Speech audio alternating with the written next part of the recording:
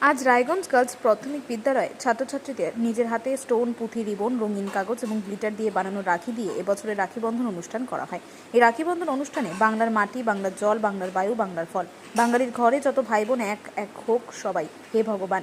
এবং আজ বাঁধবো রাখি সবার হাতে পূর্ণ প্রভাতে। এইসব নাচ গানের মাধ্যমে ছাত্রছাত্রী, শিক্ষক শিক্ষিকা এবং গার্জিয়ানরা একে অপর হাতে রাখি পরিয়ে দেন।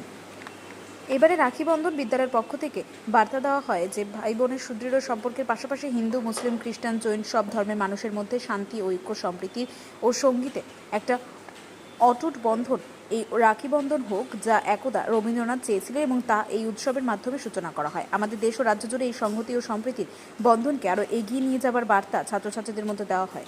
বিদ্যালয়ে ছাত্রছাত্রীদের নিজের হাতের তৈরি স্টোন, পুঁথি, রিবন, রঙিন কাগজ দিয়ে যে রাখি তৈরি করা অর্জুন স্যার শিখিয়েছিলেন, সেগুলো নিয়ে ছাত্রছাত্রীরা এসে রাখি বন্ধন অনুষ্ঠান করলো।